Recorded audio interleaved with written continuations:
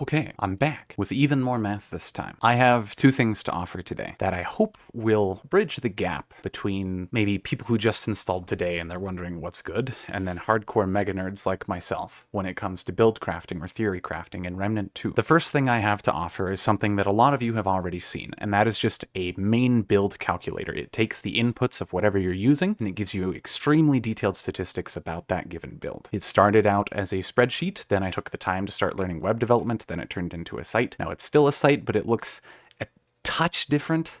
It's even side by side, it's hard to notice. But the second thing I am offering is basically automatically generated builds. You're able to tell the calculator what you're kind of after, and then it will iterate through millions and billions of combinations and then return you the best possible build given the stats you want. That is by far the part I'm most excited to show you guys, because I think a lot of you guys are gonna fucking love it. But as the site has changed so drastically, I do want to talk about how it works as a whole now, just for people who have been using the site before, or people who are newer, just so you understand how exactly this is meant to work. And then we'll talk about build queries, is what I call them. I would generally hope that for the most part, this will be incredibly intuitive for all of you, but just in case, obviously, when you open the site, you're just going to be greeted with a blank loadout. But like in game, you just need to click on whatever slot it is that you want to fill, and then fill it with that given item. When it comes to archetypes, you can either click the banner in the background, or you can click the ability slot beneath it. So in this case, I'll just choose Archon Alchemist for shits, and then we'll choose Stone Mist and Havoc Form. When it comes to weapons, you can just click the slot. If you choose a weapon that has a built-in mod, it will auto-populate, so you don't have to worry about that. And then the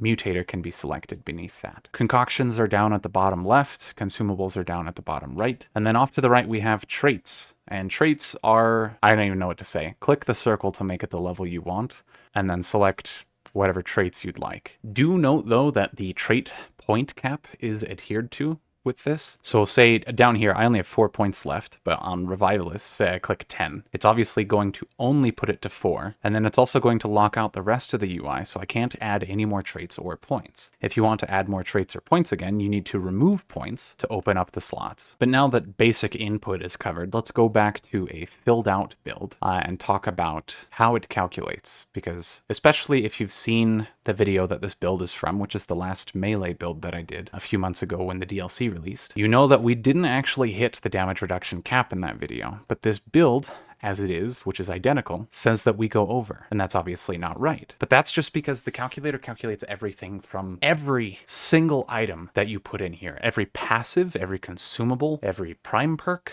it is all there. Mutators, mods, all that jazz. So you have to tell it what to exclude. So in this case, I know that the excess DR is coming from Challenger. So we have a perk of, a stack of Bulwark coming from the prime perk. That's not realistic to factor in, so we're going to turn that off. We have Juggernaut, which is never going to have 100% uptime, so we're going to turn that off as well. And then we're going to go down to Intimidating Presence and turn that off. And then we're going to turn off Face of Danger, because that gives you 2 stacks of Bulwark whenever you use a relic. But the whole point of this build was to never use a relic. So we have to turn that off as well. And now we are down to the 78.35% damage reduction that we should be. So just keep that in mind, that whatever you aren't going to use in terms of passives, mutators, all that stuff, please turn it off. Because I see all too often people doing shit with like Havoc Form, but Havoc Form can provide you 50% DR. And a lot of people will use this calculator and then they won't turn off Havoc Form. And so they're like, oh, I have 50% DR, I'm fucking chilling. I do all the back-end calculations for you, but that doesn't mean you can be completely ignorant of how abilities should even be used. You do at the bare minimum need to think about how things will interact. And then circling off to the left again, we just have basic in-game statistics. There's very few stats that I'll show here that won't actually show up in game, but these aren't meant to be insanely detailed or complex stats. A lot of them are just percentages or other flat amounts adding together. That's pretty much it. The real crazy shit starts when you come down to advanced stats, and that's between survivability and damage. Damage I'm actually not going to show in this video. That'll be in a different video, so forgive me there. But survivability, I've already beat to death about 1,000 times in several other videos. Just like the old calculator though, and for anyone newer to this, we have toggles that determine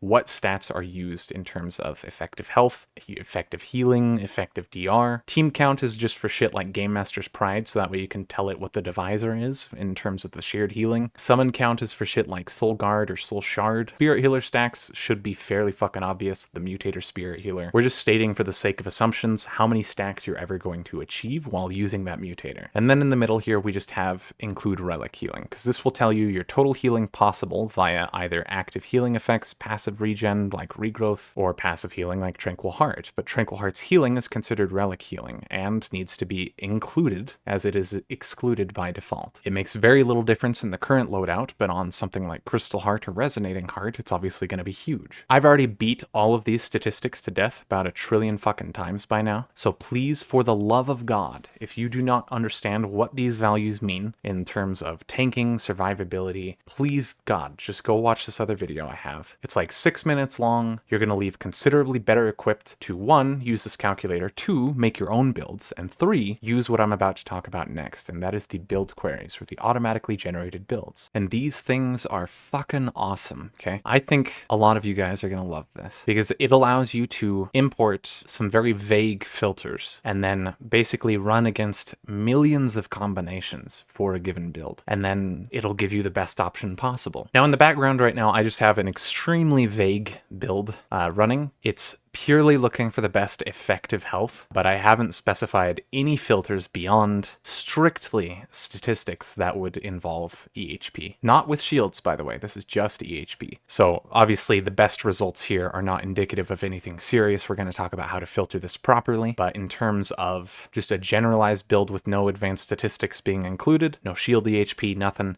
this technically right here with the relic fragments at the bottom is the loadout that would get you the highest EHP for Challenger and Medic. But obviously advanced statistics matter quite a lot. So let's go back over here. We have a filter that is EHP plus shields. This is actually a preset that I added. You can just select it. You don't have to type in any given stat. But if you do want to add statistics that it will filter by, you can just open this up. This will show you every single base statistic. I say base because, say, EHP is not a base statistic, but health is a base statistic. Health percent is a base statistic. Even crit chance, crit damage, all that stuff. All of that is in here. Select whatever you want, and then all the stats that you specify will be used to find items. If an item is found that doesn't have any of the stats you want, it won't be included in the loops at all. That said, there will be items that get included in the loops that do provide stats you want, but are an item that you will never want to use. A good example here is Amber Moonstone. That is very rarely going to be a good idea. I think the last time it had a main use case was when we could achieve full invulnerability back when DR could reach 100%. And so shit like that, Embrace of Shahala, Bisected Ring will technically show up if you choose damage reduction, because Bisected Ring does provide damage reduction. It's negative, but it's still damage reduction. So you need to make sure that if there are items that fit within your bounds, that you still specify that you don't want to see them. And that is where exclusions or inclusions come in. You can go to any specific item slot, and then you can choose whether that slot should follow an exclusion or an inclusion. And exclusion will make sure that that item that you specify, or items, will never ever be seen within the loops, ever. But inclusion means that whatever items you've provided are the only items you would ever see within that list on that slot. A really good example for when that should be used would be, say you're wanting to compare Crystal Heart and Resonating Heart, and you want to see which one can give you the best healing. You choose EHP per second on the preset for that on stats, and then you would choose inclusion, and that will make sure that the only 2 relics that are ever used are Crystal Heart and Resonating Heart. And that is a very fun query to run, by the way. I think a lot of you will get a chuckle if you run it yourself, because Resonating is not as good as you think it is. It never has been. Anyways, in order to remove anything that you've added to a stat filter and an inclusion filter, all that jazz, all you have to do is go over here and click the X to remove it. But anyways, on rings, I've gone ahead and filtered exclusion on Amber Ring, Bisected Ring, Embrace of Shahala, Excess Coil, and Ring of Crisis, because I don't really give a shit about those, but we're trying to find a better version of the melee build from several months ago. So given that, we still have to specify things that we want, because inclusions and exclusions aren't going to help us get exactly what we're after all the time. And that is where locks come in. So locks allow us to lock a given slot into one item, or a couple items if there's multiple slots. Like rings can have 4 locks. On our melee weapon, we're locking in World's Edge. The melee weapon will never iterate. On the melee mutator, we're locking in Steadfast, because that's obviously a key part of that build if you ever watched that video. It will never loop into any other melee mutators, like Shielded Strike, which would be a relevant mutator to this query. And then on Relic, we're just locking in Tranquil Heart, because the entire point of that build was to never use a Relic. And on Rings, we're locking in Drakestone Pearl, Dying Ember, and then Rerouting Cable, because those were also key. If you're confused why, just go watch that video, please. The only other filters I'm doing are on consumables. I never want to see Confidence Booster, and then that's it. But given that we have these filters, now we know exactly what we're after in terms of all the possible combinations. And then we're importing our archetypes and traits just by clicking this button here. I already did, but all that does is it ports all the traits that you have here along with your classes and your ability selections, and it stores them down inside of the build queries. It will never have to be updated. It will stay here forever, for as long as your window is open, I guess. If you ever want to change what is in here, you need to change what is up here, be it your traits or your class, and then go down here and click import again, and then it will update there. The last step before we are good to go is the search settings. This first one is extremely important. The rest are basically identical to all the settings that you've already seen before. There's ability toggles, so I'm turning off Healing Shield, I'm turning off Face of Danger, Intimidating Presence, Juggernaut, Die Hard. I'm turning off all the stats I don't want to see skewing my math, and then on top of that, I'm going and I'm including Relic Healing. Not that it really matters, I can turn that off actually. I'm including shields and EHP, because Rerouting Cable obviously uses shields. Medic Shield gives shields as well, but we don't want that skewing the math. We just want the shields provided by Rerouting Cable. If I had something like Game Master's Pride, I could throw that in. Summon count would be extremely important. If we wanted something like Soul Guard or Soul Shard to factor in, put that to 2 for shits, even though I don't actually have summons in this build, but Soul Guard will never provide Bulwark without summon count being at least 1. And then maximum dodge class. This is your maximum allowed dodge class. So say it's looping over like a million fucking combinations, and then it finds a combination where it only needs like 30 armor in order to put you to 80% DR. If you have the maximum dodge class at flop, then it will find you the best armor within the entire light to flop range that would put you to 80% DR exactly. If it can't find armor that would do that, then it will instead default to the best armor within your maximum weight class. So say that your maximum weight class was light. In that case, it would search for 1, the best armor that would put you to 80% damage reduction. Oh, correction. The lightest armor that would put you to 80% damage reduction. If it can't find that, or if it doesn't exist, so say you need like 300 armor, obviously that's not going to work in the light dodge class. So because 300 armor can't exist within the light dodge class, it will then default to giving you the best maximum amount of armor possible within the light dodge class. But that's pretty much it for settings at the moment. I've rambled maybe a bit more than I should have. I promise it's really not that complex. And then we can click start and it will search. Now, obviously, there isn't a whole lot to be done here, but it did provide us with several links. The first is the best option, and then obviously second and third. You can click and open these, and it will open these in a new tab. It's going to keep the settings that you put in the search. So because I disabled Die Hard, Juggernaut, all that stuff, if I open up Challenger, you're going to see that that same stuff is disabled because those were the settings of the search. And then Shield EHP is being included, and the summon count is still 2 to what I said it before. And then you'll notice that the armor is still within the light dodge class. It tried to put us to 80%, it wasn't possible, and because of that, it defaulted to the highest armor it could give us within the light dodge class, with strong back in mind. If we go back and we change the dodge class back to flop for shits, and then we run it again, you're going to notice it's not the full Lido Mark 1. Kind of like I said earlier, it's going to give you the lightest armor possible that will put you to 80% damage reduction. So now we're at 80%. We specified flop as our maximum dodge, but it's actually putting us at a medium dodge. But it's difficult to express how much work has gone into this. It really doesn't seem like it's doing that much, but it it really is. Like that quick, almost instantaneous process cuts out hours of theory crafting, hours of agonizing over which is better. If you've ever wondered to yourself, hey, you know, I wonder if this shit would be better, this ring would be better, is armor effectiveness better as a fragment or as damage reduction? It's obviously wholly contextual, and the point of this is that you don't need to wonder anymore. This will tell it to you. It will tell you exactly what is better, and it doesn't matter if it's damage reduction, all of it. You can input the slightest idea, and it will give you a build back. Now, obviously, yes, if you're super vague on your restrictions, you're going to run into some issues, and I'll show that here. So if I go down here, I just cleared all the filters by refreshing the page. Note that your other settings still save with a page refresh, but the query filters do not save. But let's say I just do EHP plus shields, and then I choose EHP as the target statistic, and then I click start.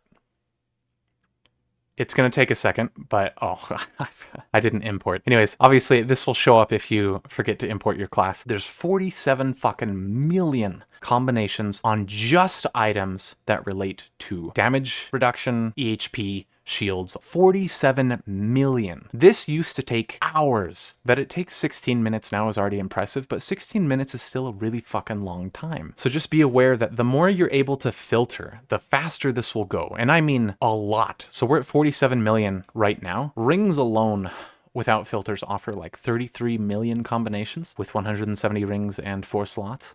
So just cutting off one ring, so like Amber Moonstone is showing up here, we'll just cut off Amber Moonstones. We'll cut off Amber Moonstone and Embrace of Shahala because they're just fucking never used. And then let's go run it again. We're gonna jump from 47 million all the way down to 35 million. We cut off 12 fucking million right there. So that is just to show you how big of a difference one filter can be. And that's just an exclusion. If you lock a ring, it filters even more because that cuts out a slot to iterate on in the total combination. So let's say I lock this into Acid Stone. I don't give a fuck. And we'll abort the query and redo it. Now we're down to 5 million. Locks are insane on how much they save you. But in general, the best filters to do are locks, because obviously if you know exactly what you want in a given slot, lock it in. That's going to make these go immensely faster. And then exclusions help as well. And then stat filters are obviously really fucking important. And then just make sure you're choosing the correct target statistic. Right now, it is just a very, very small list of tank-based stuff, but later this will include, like, I don't know, the highest damage possible, like melee damage, melee DPS, range DPS, all that stuff. Although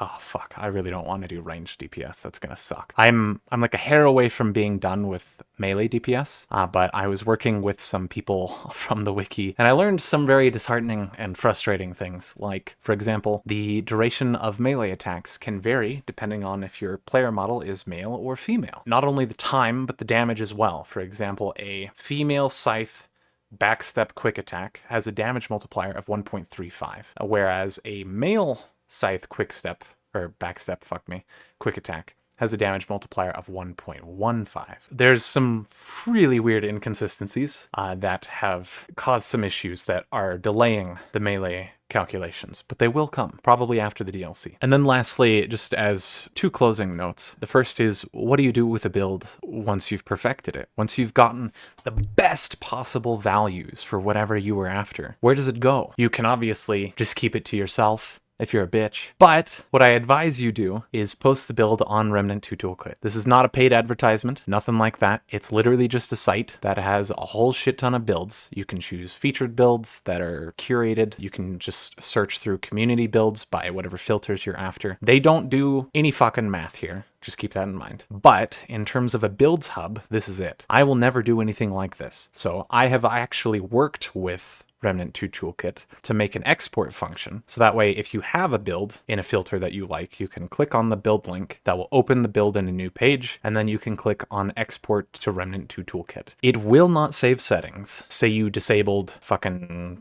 the Challenger Prime perk. The item toggles are not saved. Your team settings, your inclusion settings, none of it is saved. But in terms of sharing the build, this is the best way to do it. Click export to R2TK, just click OK, and then it will open up. What the? Oh, do I not have a melee? Oh, okay, yeah. Small heart attack, I thought we broke. It'll open up the build in their UI. You can save it, you can share it. I would advise making an account just so you can log in, all that shit. But this is my recommended way to share the build and then make it public, and then people can go and rate it, can ego very hard if people like your build a lot, I guess. And then the other thing I just wanted to mention, besides the collaboration with Remnant 2 Toolkit, because they are taking care of functionality that I never ever want to do personally, is the Remnant Wiki. This is run by a bunch of fuckers, a lot of them, but they're good people. And unless you want to return to the raging ad-bloated hellscape that is Fextra life, which nobody wants to do. I highly advise that you guys start using this site. They are dedicated to getting accurate information instead of just bullshitting, and they could also use your help, especially once the DLC hits. Join their Discord, ask what you can do to help.